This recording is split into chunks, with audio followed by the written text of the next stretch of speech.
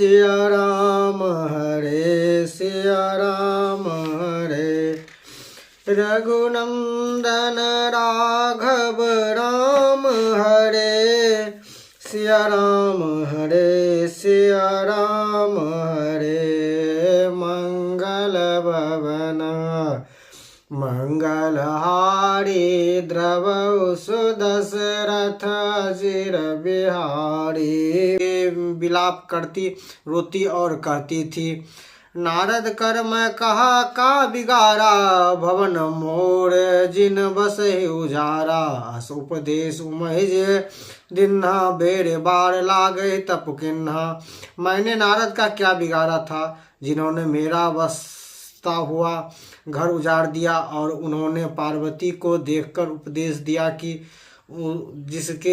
जिससे उसने बावले वर के लिए तप किया। सोचहूँ उनके मोह न माया, उदासीन धनुधाम न जाया। पर घर घालक लाज न भीरा, बाँझ की जान प्रसव के पीरा। सचमुच उनके न किसी का मोह है और न माया है, न उनके धन है और न घर है और न स्त्री ही है। वे सबसे उदासीन हैं, इससे वे दूसरे का घर उजाड़ने में लगे हैं। उन्होंने न किसी को लज्जा है और न डर है। भला बाँझ स्त्री प्रसव की पीड़ा को क्या जाने। जाननी बिकल बिलोक भवानी, बोले जुत विवेक मृत्युबानी। अस विचार सोचहि मति माता, सो न जटे जो रचहि विधाता। माताओं को विकल देखकर पार्वती जी वेद युक्त कोमल वाणी से बोली, हे माता, जो विधाता रच देते हैं वो टला नहीं टलते। ऐसा विचार कर तुम सोच मत करो। करम लिखा जो बारो नाही, तो कस दो लगा काहो। तुन सन मिटे न विधि के अंका, मात व्याध जनु ले हो कलंका।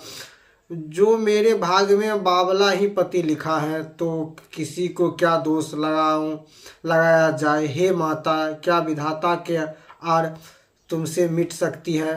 पृथक कलंक का टीका मत लो। जानहि ले हो मात कलंको, करु परिहरो अवसर हो नहीं। दुख सुख जे लिखा लीलार, हमारे जाब पाए पाओ तही। सुन उमा बचन विनीत, कोमल सकल अबला सोचही। बहु भांति विवाह लगाए, दूषण नयन बार विमोचही। हे माता, कलंक मत लो, रोना छोड़ो। यह अवसर विषाद करने का नहीं है। मेरे भाग्य में तो दुख लिखा है, उसे मैं कहाँ जाऊंगी, वही पाऊंगी। पार्वती जी के ऐसे विनय भरे कोमल वचन सुनकर सारी स्त्रियां सोचने लगी कि भांति भांति से विधाता को दोष देकर आंख में आंसू बहाने लगी। तय अवसर नारद सहित आओ, ऋषि सप्त समेत समाचार सुनी। तन हरि गावे तुरहु निकेत। इस समाचार को सुनकर हिमाचल उसी समय नारद जी और सप्तऋषि को साथ लेकर अपने घर गए। तब नारद सभी समझावा, पौरुष कथा प्रसंग सुनावा। मैन्या सत सुनो मम बानी, जगदम्बिका तब सुता भवानी। तब नारद जी ने पूर्व जन्म की कथा सुनाकर सबको समझाया और कहा कि हे मैना, तुम मेरी सच्ची बात मानो। तुम्हारी यह लड़की साक्षात जगत जननी जगदम्बा है। अज अनादि सती अविनाशी, सदा शंभु अर्धंग निवासी। जग संभव पालन लय करनी, निज इच्छा लीना विपुधरनी। हे अजन्मा, अनादि और अविनाशी शक्ति है, सदा शिव जी के अर्ध अंग में रहती हैं। ये जगत की उत्पत्ति, पालन और संहार करने वाली हैं और अपनी इच्छा से ही लीला शरीर धारण करती हैं। जननी प्रथम दक्ष गृह जाए, नाम सती सुंदर तनु पाए। तह सती शंकर विधाई, कथा प्रसिद्ध सकल जग माही। पहले ये दक्ष के घर जाकर जन्मी थी, तब इनकी सती नाम था। बहुत सुंदर शरीर पाया था वहाँ भी सती शंकर जी से ही विवाही गई थी। यह कथा सारे जगत में प्रसिद्ध है। एक बार आवत शिव संगा, देखे रघुकुल कमल पतंगा। भयो मोह शिव कहा न किन्ना, भ्रमवश वेश सिया कर लिन्हा। एक बार उन्होंने सीता शिव जी के साथ आते हुए राह में रघुकुल रूपी कमल के सूर्य श्री रामचंद्र जी को देखा। तब इन्हें मोह हो गया और उन्होंने शिव जी का कहा न मानकर भ्रमवश सीता का वेश धारण कर लिया। सिय वेश सती जो किन्हा, तय अपराध शंकर परिहन्ना। हर बिरह जाए बहोरी, पितु के यज्ञ जोग अनले जारी। अब जन्मी तुमरे भवन, निज पति लाग दारुण तप किया।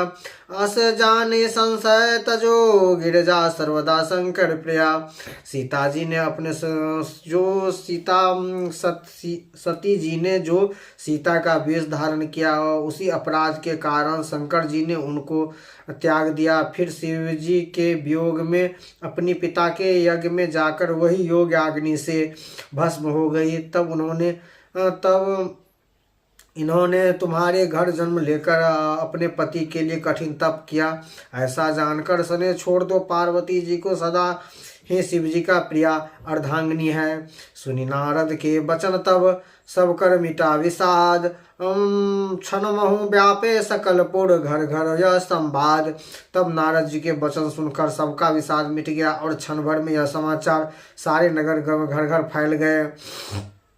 तब मन्याहिमवंतो आनंदे, पुनि पुनि बार पार्वती पद बंदे।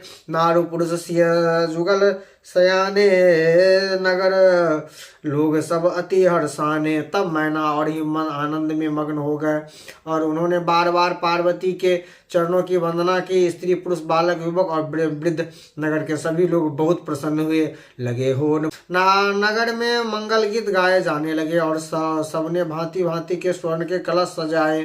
पाशास्त्र में जैसी रीति है उसके अनुसार अनेक भांति के जवनार हुए। रसोई बनी सो जवनार की जाय बखानी, बसहि भवन तही मातु भवानी। सादर बोले सकल बाराती, विष्णु विरंच देव सब भांति। जिनके घर में स्वयं माता भवानी रहती है, वहाँ की जवनार भोजन सामग्री का वर्णन कैसे किया जा सकता है। हिमाचल ने आदर पूर्वक सब बरातियों को, विष्णु ब्रह्मा और सब जाति के देवताओं को बुलाकर विधिवत बाती बैठी जवनार लगे। पड़ु आसन नृपु सुवार, नारी वृंद सुर जेवत जानी। लगी देन गुरु मृतुवानी। भोजन की बहुत ही परोसे पंगते बैठे चतुर रसोई परोसने लगे। स्त्रियों की मंडलियां देवताओं को भोजन करने जाकर कोमल वाणी से गालियां देने लगे। गाड़ी मधुर स्वर देह, सुंदर विगत वचन सुहानी। भोजन करे सुर अति विलंब, विनोद सुनि सचु है पानी। जावत जो ब्रह्म अनाद सो, मुख कोटे न पड़े कहो। आचवत दीन पान, ववने बास जहाँ जाके रहे होए।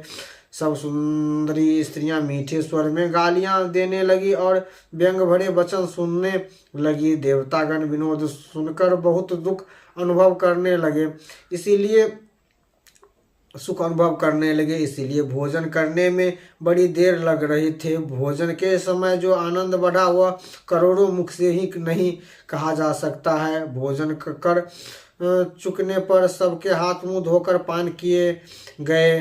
फिर सब लोग जो जहाँ बैठे थे वहाँ चले गए। बस बहुरी मुनि हिमवंत कहो, लगन सुनई आए। समय बिलो के विहार कर, पाठे देव बुलाए। फिर मुनियों ने लौटकर हिमवान को लगन पत्रिका सुनाई और विवाह का समय देकर देवताओं को भेजा। बोले वचन सुनि सादर लिए, सब जथा चित आसन दिन। वेदी वेद विधान सावरी, सवारी शुभम सुमंगल गावहि नारी। सब देवताओं को अति आदर सहित बुलावा किया और सबको यथायोग आसन दिए। वेद की रीति से वेद की सजनी सजाई गई और स्त्री सुंदर ज्येष्ठ मंगल गीत गाने लगी। सिंहासन अति दिव्य सुहावा, जाय न वर्ण विरंच बनावा। बैठे शिव प्रसन्न सिरनाई, हृदय सुमित निज प्रभु रघुराई। वेदी का प्रकार एक अत्यंत सुंदर दिव्य सिंहासन था, जिसकी सुंदरता का वर्णन नहीं किया जा सकता, क्योंकि यह स्वयं ब्रह्मा जी का बनाया हुआ था।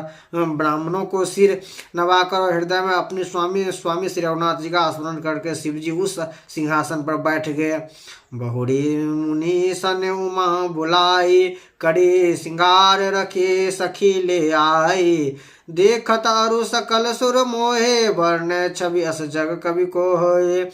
फिर मुनीश्वर ने पार्वती जी को बुलाया, सखियों भंग करके उन्हें ले गई। पार्वती जी का रूप देखकर वे सब देवता मोहित हो गए। संसार में ऐसा कवि कौन हो जो उस सुंदरता का वर्णन न कर सके। जगदम्बिका जानी भव भाषा, सुंदर मनोन कीन प्रणामा। सुंदरता मर्जाद भवानी, जाय न कोट बदन बखानी। पार्वती जी को जगदम्बा और पार्वती जी की पत्नी समझकर देवताओं ने मन ही मन प्रणाम किया। भवानी सुंदरता की सीमा है, करोड़ों मुख से भी उनकी शोभा नहीं कही जा सकती। कोटि बदन नहीं वर्णत जग जिन मोहे कहा। सचेत कहत सुप्रिय सेव शारद मंति मंद तुलसी कहा। छवि खान मातु भवानी, गावे मध्य मंडल शिव जहाँ। अवलोक सकल न पति, पद कमल मनु मधुकर तहाँ। जगत जननी पार्वती जी की महान शोभा का वर्णन करोड़ों मुख से भी करते नहीं बनता। वेद शेष जी और सरस्वती जी उसे कहते हुए सकुचा जाते हैं, तब मंद बुद्धि तुलसी किस गिनती में है। सुंदरता और शोभा की खान माता भवानी मंडल के बीच में जहाँ शिवजी थे वहां गई। वे संकोच के मारे पति शिवजी के चरण कमल को देख नहीं सकती, परंतु उनकी मन रूपी भौरों तो उस रसपान कर रहा था। मुनि अनुशासन गणपति, पूजे शंभु भवान। को सुने संशय करे, जय सुने अनादि जी जान। मुनियों की आज्ञा से शिवजी और पार्वती गणेश का पूजन किया। मन में देवताओं को अनादि समझकर कोई इस बात को सुनकर संशय न करे कि गणेश जी तो शिव पार्वती के संतान है, इसे विवाह से पूर्व ही वे कहाँ से आ गए। मंगल भवनीय मंगलहारी, द्रवचु दशरथ अजिर बिहारी। श्री राम जय जय राम, जय जय विघ्न हरन हनुमान। श्री गुरु चरण सरोज रज निज मन